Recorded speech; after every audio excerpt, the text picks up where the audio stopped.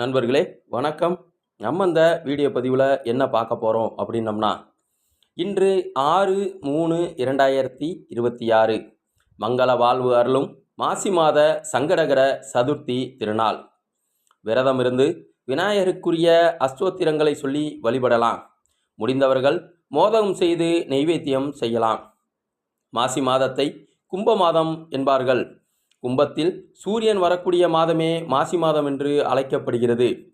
எல்லா தெய்வங்களுக்கும் சிறப்புமிக்க மாதமாக மாசி மாதம் கருதப்படுகிறது. மாசி மாதத்தில் வருகிற சங்கடகர சதுர்த்தி விசேஷமானது. சந்திரன் விநாயகரை நோக்கி தவம் இருந்து அவரது அருளை பெற்றான். சந்திரனுக்கு விநாயகர் தரிசனம் தந்த நாள் மாசி மாதம் தேய்பிறை முடிந்து 4ஆம் நாள் ஆகும். இதைத்தான் நாம் சங்கடகர சதுர்த்தி என்கிறோம். தேய்பிறை சதுர்த்தியில் சந்திரன் உதயமாகும் போது சதுர்த்தி திதி இருப்பது சிறப்பு. அங்காரகனான செவ்வாய் விநாயகரை பூஜித்ததன் மூலமே நவக்கிரக நாயகர்களில் ஒருவர் என்ற பதவியை பெற்றான். சந்திரன் சதுர்த்தியில் விரதம் இருந்து சங்கடம் நீக்கியதாலேயே இந்த விரதம் சங்கடகர சதுர்த்தி விரதம் என்று பெயர் பெற்றது. அந்த வகையில் இன்று வெள்ளிக்கிழமை வரும் சங்கடகர சதுர்த்தி அபூர்வ சக்தி வாய்ந்ததாகும். மாசி சங்கடகர சதுர்த்தியில் மாலையில் விநாயகரை தரிசித்து ஸ்ரீ கணபதி பெருமானுக்கு அருகம்புல் மாலை சாத்தி வழிபட வேண்டும். ஜாதகத்தில் சந்திரன் மற்றும் செவ்வாய் பலம் குன்றியிருப்பவர்கள் கட்டாயம் சங்கடகர சதுர்த்தி வழிபாட்டை மேற்கொள்ள வேண்டியது அவசியம். உத்தராயண புண்ணிய காலத்தில் வரும் இந்த மாசி சங்கடகர சதுர்த்தியில் விரதமிருந்து விநாயகரை வழிபடுவது என்பது அனைத்து விதமான பிரச்சனைகளுக்குமான தீர்வை அளிக்கும். காலையில் குளித்துவிட்டு விநாயகரை வழிபட்டு விரதத்தை தொடங்க வேண்டும். இயலாதவர்கள் ஒருவேளை உணவு உண்டு விரதம் இருக்கலாம். மாலையில் மீண்டும் நீராடி விநாயகர் வழிபாட்டில் ஈடுபடலாம். வீட்டில் விநாயகரை வழிபடுபவர்கள் ஏற்கனவே வீட்டில் விநாயகர் விக்கிரகமோ படமோ இருந்தால் அதற்கு பூஜைகள் செய்யலாம். இருந்தாலும் மஞ்சளில் பிள்ளையார் பிடித்து அதற்கு பூஜை செய்து அதன் பின் படம் அல்லது விக்கிரகத்துக்கு பூஜை செய்ய வேண்டும். விநாயகருக்குரிய அஷ்டோத்திரங்களை சொல்லி வழிபடலாம். விநாயகர் அகவல் போன்ற தமிழ் பாடல்களை பாடலாம்.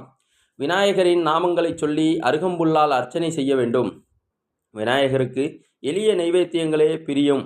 தனியாக பிரசாதங்கள் செய்ய நேரம் கிடைக்காதவர்கள் பொரி, கடலை, வெல்லம் முதலியன வைத்து வழிபடலாம். முடிந்தவர்கள் மோதகம் செய்து நைவேத்தியம் செய்யலாம். ஆலயங்களுக்கு சென்று வழிபாடு செய்பவர்கள் விநாயகருக்கு செய்யப்படும் அபிஷேக ஆராதனைகளை தரிசனம் செய்வது மிகவும் சிறப்புமிக்கதாகும். விநாயகருக்கும் சந்திரனுக்கும் செய்யப்படும் தீபாராதனைகளை தரிசனம் செய்ய நம் கஷ்டங்கள் எல்லாம் தீரும். தொடர்ந்து 9 சங்கடகர சதுர்த்தி நாளில் விநாயகர் ஆலயம் சென்று வணங்கி வந்தால் சகல துன்பங்களும் நீங்கும் என்பது நம்பிக்கை. வளர்பிறை, தேய்பிறை என மாதத்திற்கு 2 முறை சதுர்த்தி வருவது உண்டு. இவற்றில் தேய்பிறையில் வரும் சதுர்த்தி சங்கடகர சதுர்த்தி ஆகும். வளர்பிறையில் வரும் சதுர்த்தியை விட தேய்பிறை சங்கடகர சதுர்த்தி நாளில் அதிகமானவர்கள் விரதமிருந்து விநாயக பெருமானை வழிபடுவது உண்டு. சங்கடம் என்றால் துன்பம், ஹர என்றால் அறுப்பது. எப்படிப்பட்ட துன்பத்தையும் அளிக்கக்கூடிய சக்தி வாய்ந்த சதுர்த்தி விரதம் என்பதாலே சங்கடகர சதுர்த்தி அன்று அதிகமானவர்கள் விரதம் இருக்கிறார்கள். துன்பங்கள், தடைகள், மனக்குழப்பங்கள், நஷ்டம் ஆகியவற்றால் பாதிக்கப்பட்டவர்கள் சங்கடகர சதுர்த்தி அன்று விரதமிருந்து வழிபடுவது சிறப்பு. காரணம், சந்திர பகவானுக்கு விநாயகர் சாப விமோச்சனம் அளித்ததால் தோன்றிய விரதம் என்பதால் ஜாதகத்தில் சந்திரன் நிலை பாதிக்கப்பட்டிருக்கும் போது ஏற்படும் பலவிதமான துன்பங்களிலிருந்து விடுபட நினைப்பவர்கள் சங்கடகர சதுர்த்தி அன்று விரதமிருந்து விநாயக பெருமானுக்கு அருகம்புல் சாற்றி வழிபடலாம். சனி தோஷத்திற்கு உள்ளானவர்கள் இவ்விரதத்தை அனுசித்தால் சனியின் வேகம் குறையும். 7.5 சனி, அஷ்டமத்து சனி, அஷ்டார்த்த சனி போன்றவற்றின் பிடியில் இருப்போர் விநாயகரின் அருள் கிடைத்து விடுதலை அடைவார்கள். சனி தோஷம் உள்ளிட்ட கிரக தோஷங்களால் பாதிக்கப்பட்டவர்கள் மாசி சங்கடகர சதுர்த்தி நாளில் விநாயகரை 11 முறை வலம் வந்து தோப்புக்கரணமிட்டு ஆணைவகனை வழிபட்டால் கிரகங்கள் ஏற்படுத்தும் பாதிப்பில் இருந்து மீள முடியும். விநாயகருக்கு எள்ளுருண்டை நைவேத்தியமாக படைத்து வழிபட்டால் சனி பகவானின் பிடியிலிருந்து தப்பிக்கலாம்.